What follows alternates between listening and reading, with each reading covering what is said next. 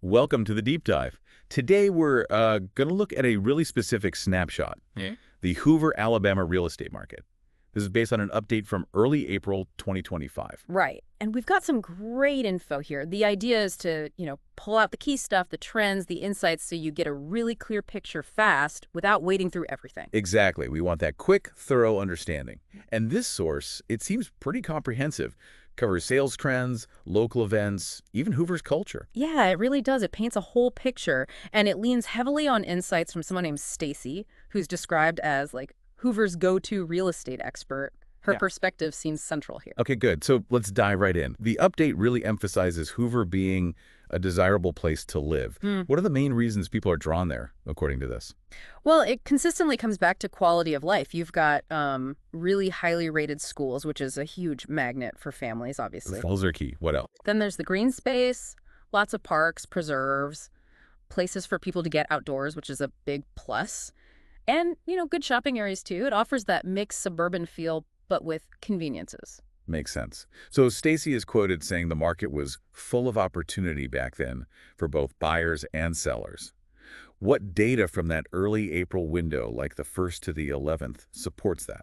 Well, the exact final numbers were still coming in, but the early estimates were around 20 to 25 homes sold, just in that short time frame. Just about 10 days. That sounds like decent momentum for spring, right? Yeah, absolutely. It shows that typical spring market energy, people wanting to move, maybe get settled before summer or the next school year, that kind of thing. Gotcha. And what about prices? The update mentions a median sale price range. What was that looking like? It was sitting between $475,000 and $500,000. Okay. And what does that tell us? A couple of things, really. First, it shows the, inherent value there, probably tied to those schools and amenities we mentioned. Second, it noted a modest increase from the year before. So steady growth, not like a crazy spike. Exactly. More stable appreciation, which is generally seen as healthy for a market, good for confidence. Right. So homes are selling at a pretty solid price point. Volume seems okay. How fast were they moving off the market? Average days on market was between 45 and 55 days. Which is fairly quick. It is, yeah. And the update points out that homes priced well, something Stacy apparently advises on and staged nicely. They were often going much faster than that average. So motivated buyers were ready to jump on the right property. Seems like it. They weren't messing around if the house fit their needs and the price was right. Okay, and inventory. Was it a buyer's or seller's game back then? The update estimated around 400 to 450 active listings. Which sounds kind of low for a desirable area. It is relatively low, yeah. And that low supply, when you have active buyers, typically creates a seller's market. Meaning sellers tend to have a bit more negotiating power. Precisely. So given that dynamic, what was Stacy's advice? For sellers, and then for buyers trying to compete. For sellers, her big thing was pricing it right from the get-go. Use the market knowledge, price competitively to attract those serious buyers quickly. Don't overshoot. Makes sense. And for buyers? For buyers facing that competition, she suggested things like maybe looking at neighborhoods that are just starting to gain popularity, the up-and-coming areas, or focusing on homes with unique features that might not appeal to everyone, reducing the bidding wars. Interesting angles. Did the update mention how overall sales volume compared to the year before? Or anything about mortgage rates impacting things? Yeah, it did. It actually said sales volume was slightly up compared to the same time the previous year. Oh, interesting. So maybe renewed confidence. That's what it suggests, yeah.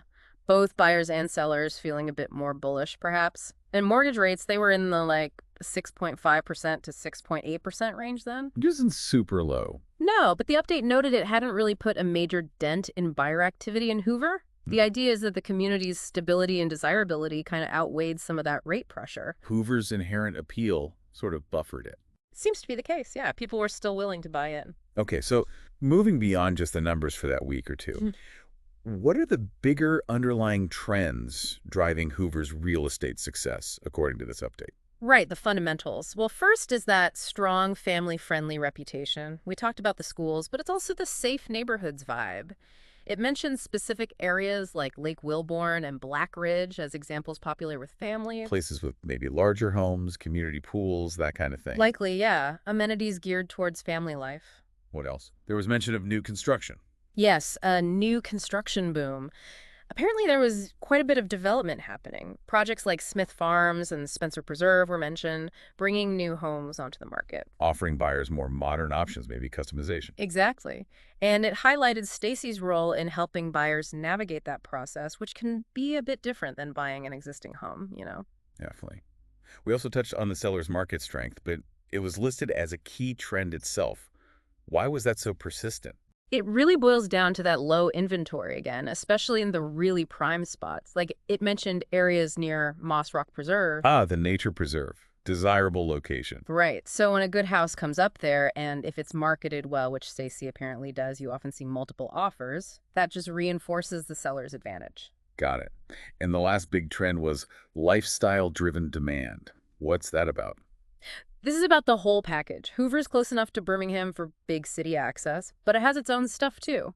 Good restaurants, shopping, lots of outdoor The activities. specific examples mentioned. Yeah, Aldridge Gardens for walks, the Hoover Met for events. It's about finding that balance. Stacy apparently really focused on understanding the client's lifestyle goals, not just house specs. So fitting the house into their life, not just finding rooms and square footage. Exactly. That seemed to be her philosophy. It's about the life you live in the community. That makes a lot of sense.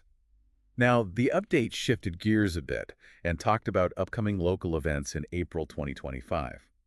Why include that in a real estate market update? Well, it's a great way to showcase the community's personality, right? It gives potential buyers or anyone interested a real taste of the local vibe. You can learn a lot about a place by seeing how its residents come together. Get a feel for the community spirit. So, what events were highlighted? There was a hayride festival? Yeah, the Hoover Hayride Festival, April 12th at Veterans Park. Sounds like a classic community event. Hayrides, music, food trucks, just people hanging out, being neighbors. Nice. What else? An art walk. Yep, Spring Art Walk at Patton Creek on the 19th. Focused on local artists, maybe live demos, pop-up shops, a chance to see Hoover's creative side. Stacy apparently recommended clients check these out. Good advice. Like immerse yourself a bit. Totally. And then there was the farmers market kicking off. Oh, always a good sign of local life. Where and when? April 26th, Lock Haven Park. Fresh produce, local crafts, just that community interaction hub supports that farm-to-table feel mentioned. Sounds lovely. And one more. Movies in the park. Right. April 25th at Blue Ridge Park, a free, family-friendly outdoor movie. It just speaks to the city, providing things for residents to do together. Simple, accessible, fun. These events really do paint a picture of the community life there. They absolutely do. It's more than just houses and stats. So building on that, the update also specifically discussed Hoover's local culture.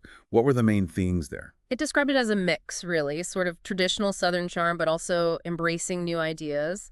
Generally a welcoming atmosphere. Okay, let's break that down. Boy, Hoover, an outdoor paradise. What backs that up? Well, over 700 acres of parkland is pretty significant, and Moss Rock Preserve is clearly a jewel hiking nature.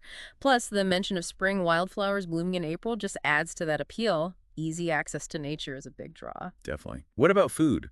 Culinary delights. Yeah, it sounds like a diverse scene, from casual spots like the local grind for coffee to nicer restaurants like Trey Luna. The fact that Stacy meets clients at these places kind of shows their community hubs, too. Gives you a taste of the local scene, literally. Right. Then there was community pride. How does that show up? Through resident involvement, basically. Volunteering, strong support for schools, just a general warmth and civic engagement. People seem invested in the community, that intangible feeling of belonging. That's often what makes a place feel like home. And lastly, a cultural hub, mentioning the library. Yeah, the Hoover Public Library seems to be more than just books. It hosts art exhibits, book clubs, performances. Even a spring concert series was mentioned.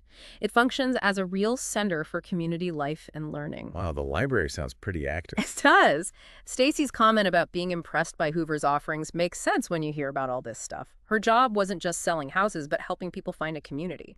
So wrapping all this together, the market data, the trends, the community feel, what was the outlook for Hoover's market moving through spring 2025? The expectation was definitely for continued activity. Those core drivers, the family appeal, new homes, the lifestyle, they weren't going away. Hoover was likely to stay popular. And based on the update, what's the key advice for people thinking about Hoovers, real estate buyers, sellers, or even just locals? Okay, so for buyers, the main point was, with inventory being tight, working with a local pro like Stacy is crucial. She could find openings, help negotiate in that competitive scene. Makes sense. You need someone who knows the streets literally. Exactly.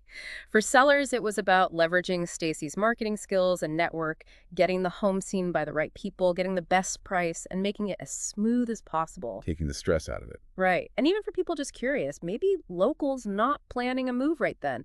The advice was to reach out anyway, get updates from Stacy, maybe tour some new developments, just stay informed. Keep a pulse on the market. Yeah, and it emphasized her commitment to clients, making the whole process positive. Okay, so if we had to boil down the main takeaway from this deep dive into Hoover, early April 2025, what would it be? I think it's that Hoover offered this really compelling mix. A desirable lifestyle, strong community feel, access to nature and amenities, and a real estate market that reflected all that energy. It was vibrant. Vibrant, yeah. Opportunities existed, but you needed to know how to navigate it. Definitely. It wasn't maybe the easiest market for buyers due to competition, but the underlying strengths were clear. And the key figure weaving through this whole update seems to be Stacy. Absolutely. She's positioned as the expert, the trusted guide. Her local knowledge, her focus on lifestyle, her dedication, it all points to her being the go-to person for Hoover real estate then. Right. It really underscores the value of having that local expertise on your side. Okay, well, that gives us a great picture. It really does. A lot packed into that update. So thinking about everything we've discussed, especially that strong emphasis on community and lifestyle in Hoover, it leaves me with a thought for our listeners. Considering all that, what are the non-housing factors that truly define home for you? Something to chew on. Thanks for joining us on the deep dive.